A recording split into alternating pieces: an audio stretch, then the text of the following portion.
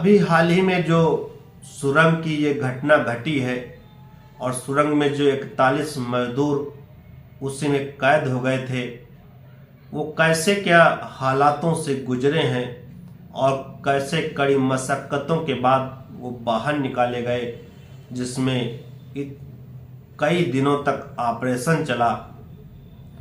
तो उस कहानी सच्ची घटना को आपको बताने जा रहा हूँ। भारत टीवी 20 की क्राइम कहानी बताने जा रहा हूँ। नमस्कार, आदाब, सत श्री अकाल। भारत टीवी 20 की क्राइम कहानी में आपका स्वागत है। उम्मीद है आप लोग स्वस्थ होंगे और मस्त होंगे। पहाड़ और पहाड़ी चट्टानों और इंसानों के बीच जंग जारी। इन 17 दिनों में कितनी बार उम्मीदें जगी और कितनी बार उम्मीदों ने दम तोड़ा। इन 17 दिनों में जो ही सुरंग शुरू हुई थी और अपने मुहाने से वो अंदर लगभग 60 मीटर अंदर तक खुदाई हो गई थी और वो 41 मजदूर इसकी खुदाई कर रहे थे और आगे बढ़ ही रहे थे, क्योंकि उस समय सुरंग में 41 मजदूर खुदाई कर रहे थे और पीछे से सुरंग मसमसा के बैठ गई और वो 41 मजदूरों की जिंदगी उसी में कैद हो गई। अब सवाल ये, जब धड़ाम धड़ाम से सब गिरने लगा और ये वही 4 बजे सुबह 12 नवंबर दीपावली के दिन का वही सुबह 4 बजे का समय है। उस समय जब ये बैठ गई सुरंग तो सभी लोगों ने जाना। जब जाना तो धीरे धीरे ये आगे बात बढ़ी और मुख्यमंत्री तक बात गई, फिर देश लेवल तक बात बढ़ गई, समाचार चैनलों में चलने लगा। फिर ये बात फैल गई और सभी लोग जानकार, इसमें एक्सपर्ट बुलाए गए और कैसे इनको निकाला जाए इस पर मंथन जारी हुआ और सभी लोग प्रयास करने लगे। कई देशों से भी संपर्क साधा गया, एक्सपर्टों से बात की गई और यहाँ तक कि अमेरिका की मशीन को भी अलर्ट किया गया, लेकिन फिर भी कामयाबी क्यों नहीं मिली। और इस सुरंग को क्यों खोदा जा रहा था और क्यों फंस गए उसमें, इस सब की जानकारी आपको बताने जा रहा हूँ। तो दरअसल 2016 में एक प्रधानमंत्री की एक रैली थी, क्योंकि उत्तराखंड में 2017 में चुनाव होने वाले थे और उस समय उत्तराखंड में कांग्रेस सरकार थी, हरीश रावत मुख्यमंत्री थे और 17 में चुनाव होने वाले थे। उसको देखते हुए प्रधानमंत्री नरेंद्र मोदी एक रैली को संबोधित करने गए थे और वहां उन्होंने घोषणा की थी कि यह उत्तराखंड की देवभूमि पर एक ऐसी सड़क बनेगी जो चारों धामों को जोड़ेगी और किसी भी मौसम में वहां तक पहुंचा जा सकेगा, कोई अवरोध नहीं उत्पन्न होगा। तो इसको लेकर के जब घोषणा की थी तो 2017 से उम्मीद थी 2024 तक ये काम हो जाएगा, तो उस पर काम जारी हो गया था।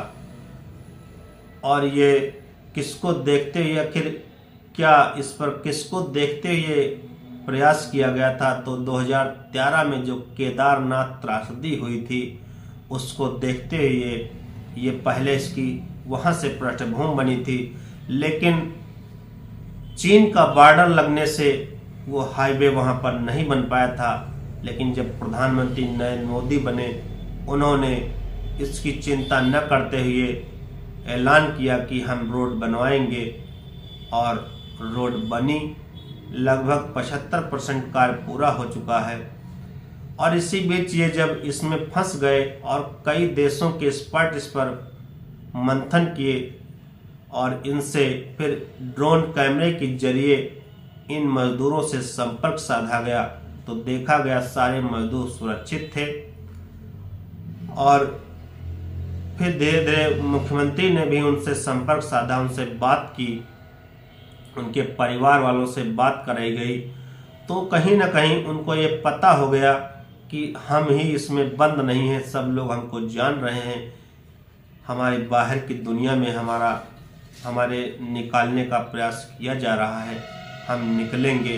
तो उनमें एक हौसला जगा, नहीं तो सोच रहे थे अब हम यहाँ बंद हो गए, पता नहीं किसी को जानकारी हुई होगी या नहीं होगी, और कंपनी को यह जानकारी होगी तो इतना तवज्जो देंगे या नहीं देंगे, हम तो इसमें कैद हो चुके हैं। लेकिन जब मुख्यमंत्री और उनके घर वालों ने उनसे बात की तो उनको एक उम्मीद जगी कि लगभग हम निकलेंगे इसमें से। तो ये जब उनको एक हौसला मिला और इधर काम चालू हो गया, अमेरिका की मशीन को भी अलर्ट किया गया और आगर मशीन को भी लगाया गया और उसने 48 मीटर तक तो काट दिया, लेकिन 48 मीटर के आगे उसकी कहीं ना कहीं ब्लेड टूट गई, कोई ऐसी कड़ी चट्टान पड़ गई या लोहा पड़ गया जिससे वो ब्लेड टूट गई और वहीं पर मशीन भी जाम हो गई।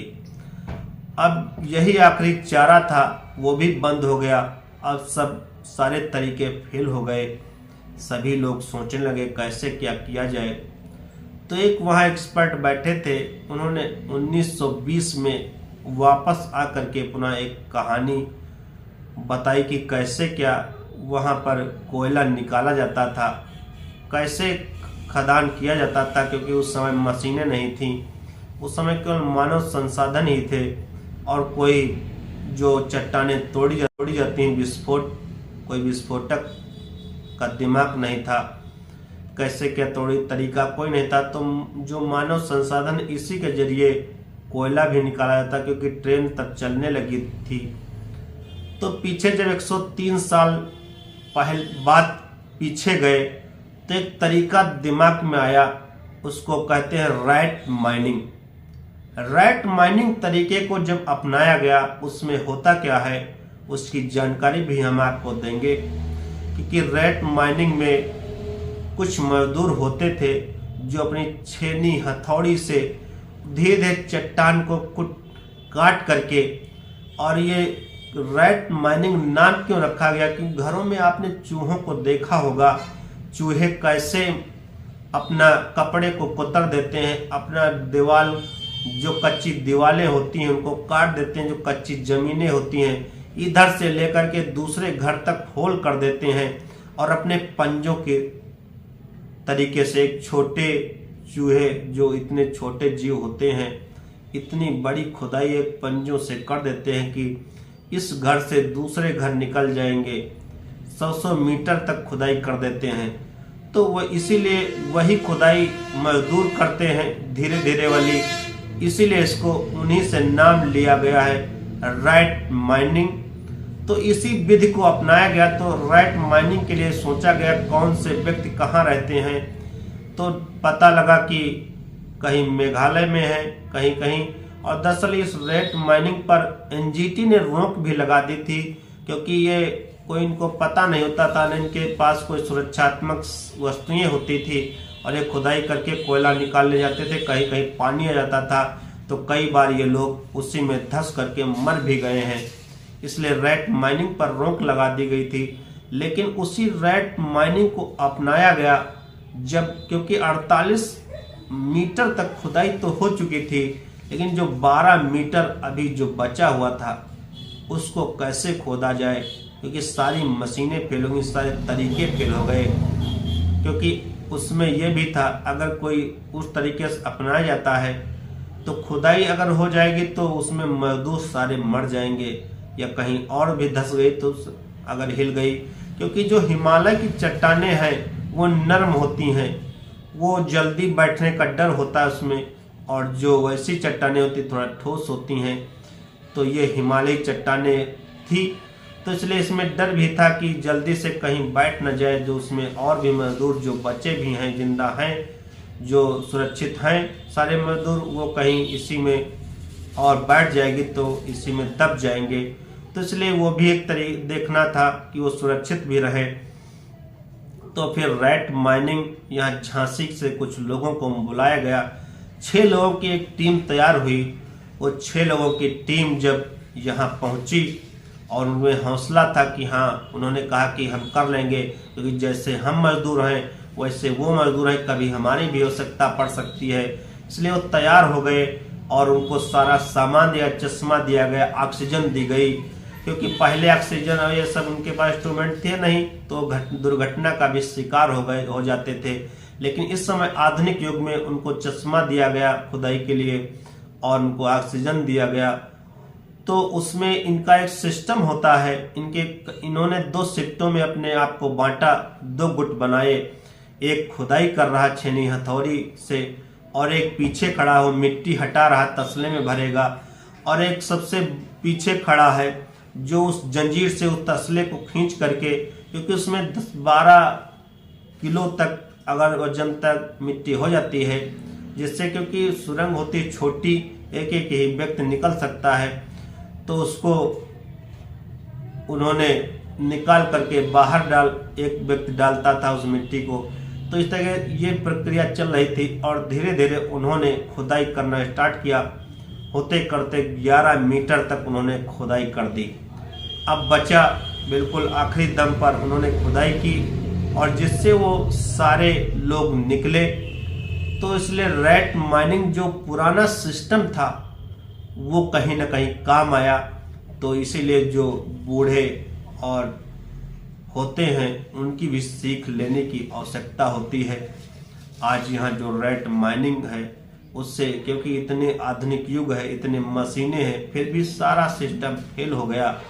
लेकिन रैट माइनिंग की मदद से उन मजदूरों की जान बच सकी और 41 के 41 मजदूरों को सुरक्षित निकाल लिया गया और सभी लोग अपना सुरक्षित निकाल लिए गए, क्योंकि पहले ही जांच कर लिया गया था कि वो सारे मजदूर, क्योंकि ड्रोन कैमरे से कि सुरक्षित हैं, और उनका हौसला भी बढ़ाने के लिए उनके परिवार वालों से, तो और वो सुरक्षित हो गए थे कि हमारा बाहर से संपर्क हो गया है, तो इसलिए और सुरक्षित हो गए थे। और जब उन तरीका अपनाया गया और उनको निकाल लिया गया और आज वो सुरक्षित है। तो कभी कभी होता क्या है कि पुराना सिस्टम भी काम आ जाता है। और ये जो सड़क बनाई भी जा रही थी, तो जो हमारी केदारनाथ जो त्रासदी हुई थी उसमें 2017 की घटना को देखते हुए ये सड़क और ये सुरंग अपनाई गई और जिससे उनको सुरक्षित मार्ग मिल सके। और चारों धाम, तो ये 4 धाम जो हैं उनको कौन कौन से धाम ये हैं, जो केदारनाथ, बद्री धाम और गंगोत्री, यमुनोत्री, ये चारों धाम को जोड़ेगी और लगभग 900 किलोमीटर की सड़क ये बनेगी और लगभग 75% काम पूरा कर लिया गया है और अन्य काम तेजी से चल रहा है। उस पर पेंटिंग डेंटिंग सब चल रही है। तो ये रोड बन के हर मौसम में अब मतलब एक सुरक्षित मार्ग हो गया और एक हाईवे मार्ग तैयार हो गया मार्ग तैयार हो गया, जिससे में अब गाड़ियों को पतली रास्तों से खतरा रहता था, अब हाईवे से जाने में सुरक्षित और सिक्योर मार्ग हो गया है। हर मौसम में वो वहाँ तक पहुँच सकेंगे, चारों धाम की यात्रा उत्तराखंड में कर सकेंगे। तो इस तरीके से उनकी मजदूर उनको निकाला गया। दरअसल इस सुरंग का निर्माण होने से, क्योंकि जो मार्ग 2-3 घंटे में पूरा किया जा सकता था, वो अगर ये सुरंग बन जाती है तो वही मार्ग 5 से 10 मिनट में ही तय किया जा सकेगा। इसलिए सुरंग जरूरी थी। और ये हाईवे के बीच में पहाड़ आ रहा था, तो पहाड़ को काट करके सुरंग बनाई जा रही थी, जिससे मार्ग इतना लंबा ना हो सके, अब कम समय में जल्दी पहुंचा जा सके। और इन मार्ग को बनाने में, क्योंकि एक चीन और भारत की बाउंड्री लगती है, चीन दिक्कत पैदा करता था, लेकिन इस सरकार ने कहा कि कोई बात नहीं, हम फिर भी ये रोड बनाएंगे। और चीन ने दिक्कत भी करने की कोशिश तो की, लेकिन फिर भी ये रोड बनी और बन करके तैयार हुई है। इन चारों धामों से आसानी से यात्रा हो सकेगी और जल्दी हो सकेगी, समय भी बचेगा, क्योंकि सुरंग इसीलिए बनाई गई कि हाईवे पर सुरंग, पहाड़ आ रहा था, पहाड़ को काट करके सुरंग बना दी जाए तो रोड यहाँ से निकल जाएगी। तो वही रास्ता जो 2-3 घंटे में पूरा किया जाता था, वही 5 से 10 मिनट में दूरी तय कर की जा सकेगी। तो इसलिए ये बनाया गया था। और इस पर कुछ वहाँ के स्थानीय लोगों ने इस पर सुप्रीम कोर्ट में याचिका भी डाल दी थी कि कहीं ये रोड रोक दी जाए, ये पहाड़ कटेंगे या पहाड़ को काटा जाएगा। तो अभी त्रासदी का वर्णन भी दिया कि अभी केदारनाथ त्रासदी 2013 में हो चुकी है, और बताया वही मेघालय में हुई और उधम नगर में हुई। ये कई घटनाओं को उन्होंने जिक्र दिया, तो कहा कि इसको रोक लगा दी जाए, नहीं तो एक अगर प्रकृति से छेड़छाड़ होगी तो कहीं न कहीं कोई इससे वो त्रासदी आ सकती है। तो इसलिए काम बीच में रुक गया था, लेकिन फिर वो जब सारा सिस्टम निपटा दिया गया, उसके बाद फिर काम तेज़ी से शुरू हुआ। आज 75% इस पर काम हो गया है और रैट माइनिंग से इस सुरंग में भी सफलता पाई गई और अंत में ये मजदूर वहाँ से निकाले जा सके हैं। और हमारी जो भारत टीवी 20 की क्राइम कहानी को देखते रहिए और पुनः अगली कहानी में मिलेंगे। तब तक के लिए हमारे चैनल को सब्सक्राइब, लाइक, शेयर करना न भूलें।